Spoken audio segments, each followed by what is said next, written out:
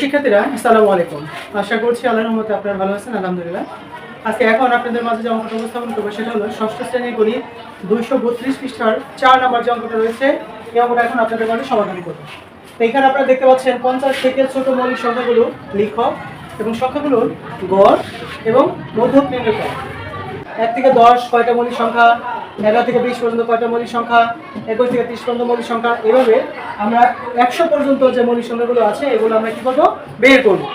আর এগুলো বের করা এবং মনে রাখার সহজ নিয়মটাও আমরা দেখব। আচ্ছা, তো প্রথমে আসি আমি মৌলিক সংখ্যা কাকে, এই যেখানে লেখা আছে মৌলিক সংখ্যা, এই মৌলিক সংখ্যা কাকে বলে এই প্রশ্নের উত্তর যদি দেই তাহলে আমরা বলবো এক এবং ওই একই সংখ্যা ছাড়া অন্য কোনো সংখ্যা দিয়ে যে সংখ্যাকে ভাগ করা যায় না তাকে কি বলে, মৌলিক সংখ্যা বলে। অর্থাৎ যে সংখ্যার এক এবং ওই একই সংখ্যা নিজে ছাড়া অন্য কোনো গুণনীয়ক নেই তাকে মৌলিক সংখ্যা বলে।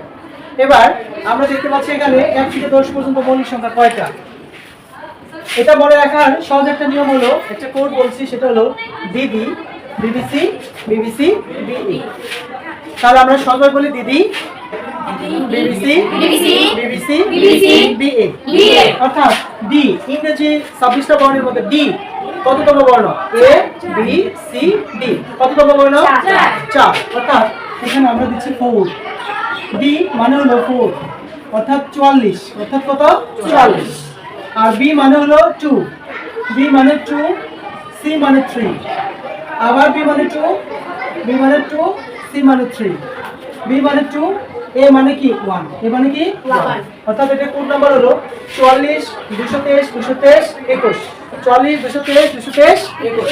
আচ্ছা, এবার 1 থেকে 10 পর্যন্ত মৌলিক সংখ্যা হলো 4টা, কয়টা, 4টা, এই যে 4। 11 থেকে 20 পর্যন্ত মৌলিক সংখ্যা কয়টা, 4টা, এই যে 4। তারপরে 2, তারপরে 2, তারপরে 3, তারপরে 2, তারপরে 2, তারপর 3, তারপরে 2, তারপর কত, 1। এই যে টু দা পয়েন্টে আমরা এভাবে লিখছি 4 4 2 2 3 2 2 3 2 1, 4 4 2 2 3 2 2 3 2 1। অর্থাৎ এখানে টোটালি 25টা সংখ্যা আছে। কয়টা, 25টা সংখ্যা। তার মানে 1 থেকে 100 পর্যন্ত মৌলিক সংখ্যা কয়টা, 25টা, কয়টা, 25টা। 1 থেকে 100 পর্যন্ত টোটাল মৌলিক সংখ্যা হলো 25টা, কয়টা, 25টা। আর এটা আমরা মনে রাখবো কিভাবে, ওই যে ওইভাবে 4 4 2 2 3 2 2 3 2 1। অর্থাৎ 1 থেকে 10 পর্যন্ত 4টা, 11 থেকে 20 পর্যন্ত 4টা, তারপর 21 থেকে 30 পর্যন্ত কয়টা, 2টা।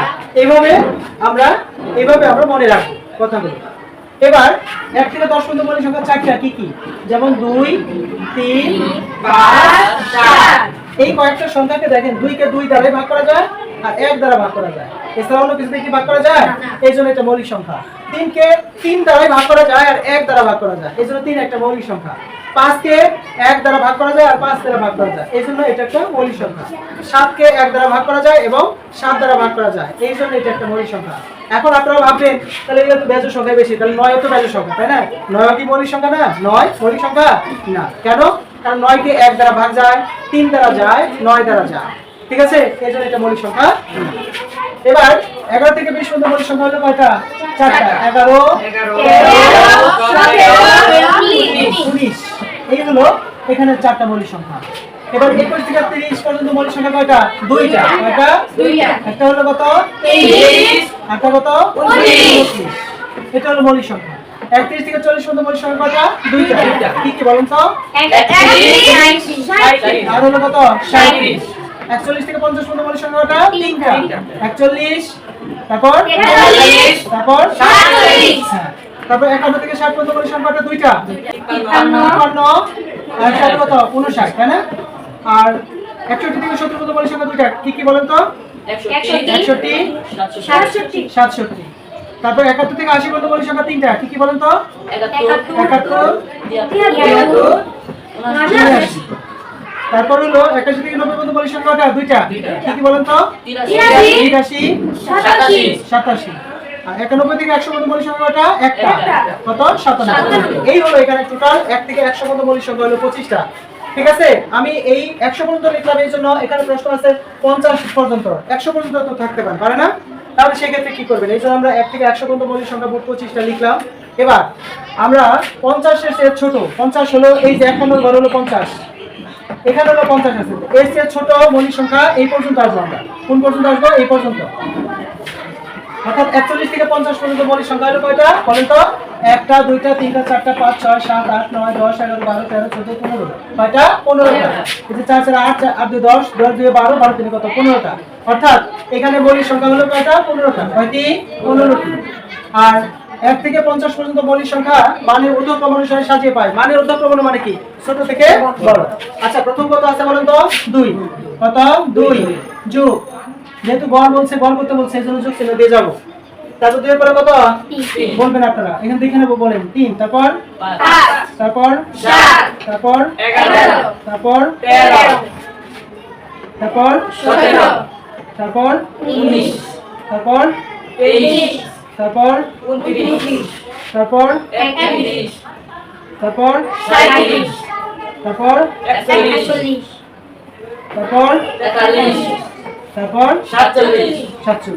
এই হলো মোট 15টা এই মৌলিক সংখ্যা আমি স্টেপ বাই স্টেপ ছোট থেকে বড় দিকে লিখেছি এবং মাঝখানে যোগ চিহ্ন দিয়েছি। কেন? কারণ হলো গড় করবো এই জন্য দিয়েছি। আর যদি গড় না করতাম শুধু তালিকা প্রকাশ করতে বলতো তাহলে আমি কিন্তু এখানে যোগ চিহ্ন দিতাম, শুধুমাত্র কি দিতাম কমা দিতাম।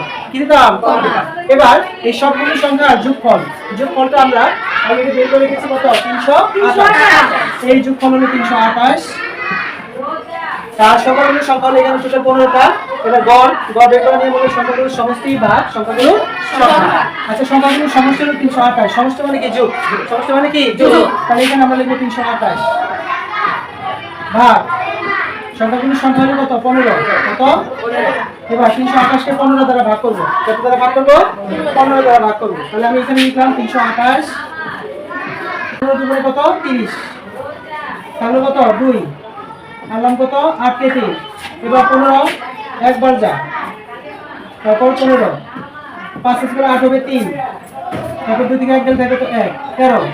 তো 15 দ্বারা ভাগ করা যায়, এজন্য এখানে যায় না, এজন্য এখানে দশমিক দিলাম। দশমিকের কারণে এখানে কত 0।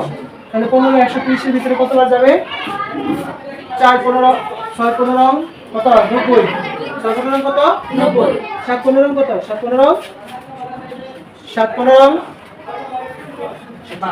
105। তাহলে 8 15 8 বার দিচ্ছি 8 15 8 15 কত 0 8 থেকে 8 5 8 40 0 8 থেকে 4 8 থেকে 4 12 120।